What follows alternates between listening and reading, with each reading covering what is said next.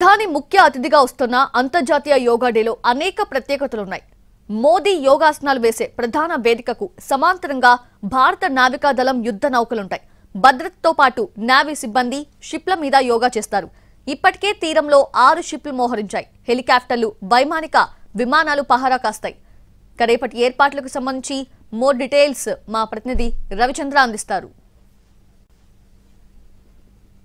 విశాఖ వేదికగా జరుగుతున్న అంతర్జాతీయ యోగా దినోత్సవంలో అనేక ప్రత్యేకతలు ఉండబోతున్నాయి. వీటిలో ప్రధానమైన ఆకర్షణగా ఇండియన్ నేవీ నిలవబోతోంది. ప్రస్తుతం ఇండియన్ నేవీకి సంబంధించిన షిప్లన్నీ కూడా ఆర్కే బీచ్ సమీపంలోకి మోహరించింది. మొత్తం 6 యుద్ధ నౌకలు ఇక్కడ కొలువు తీరాయి. ఈ యుద్ధ నౌకలన్నీ కూడా ఒకవైపు భద్రతను సమీక్షించుకుంటూనే మరోవైపు యోగా విన్యాసాలకు వేదిక కూడా మారుతాయి.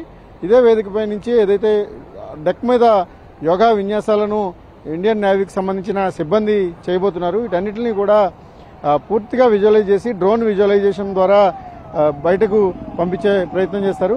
ఈ చాలా ఇంపార్టెంట్ ఈవెంట్స్గా దీనిని భావించాల్సి ఉంటుంది.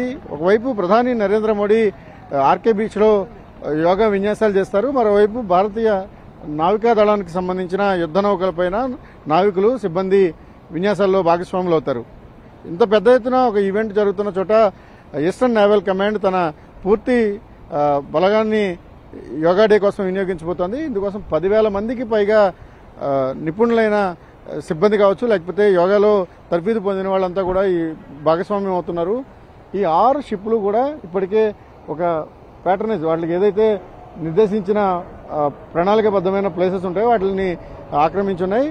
వాస్తవానికి 11 షిప్పులను ముందుగా అనుకున్నారు, కానీ ప్రస్తుతానికి 6 షిప్పులను డిప్లాయ్ చేశారు. మిగిలిన వాటిని ఈరోజు సాయంత్రానికి లేదా రేపటికి తీసుకొచ్చే అవకాశం ఉంది. ఇవన్నీ కూడా పూర్తిగా యోగా విన్యాసాలతో పాటు తీర ప్రాంతంలో భద్రతను సమీక్షించుకోవడానికి అనుకూలంగా వీటిని ఏర్పాటు చేస్తారు. మొత్తం ఇండియన్ నేవీకి సంబంధించి ఉన్నతాధికారులతో పాటు 12,000 మంది ఇంటర్నేషనల్ యోగా డేలో పాల్గొబోతున్నారు. ప్రధాని ముందు ఎక్కడైతే ప్రధానమంత్రి ఆర్కే బీచ్లో ఈ యోగా చేస్తారో ఆయనకు అభిముఖంగా మొత్తం అంతా కూడా ఇండియన్ నేవీకి సంబంధించిన సిబ్బంది ఉండబోతున్నారు. ఇది ఇండియన్ నేవీ భాగస్వామ్యానికి సంబంధించిన అప్డేట్స్. కెమెరామెన్ శ్రీధర్తో రవిచంద్రన్ టీవీ, విశాఖపట్నం.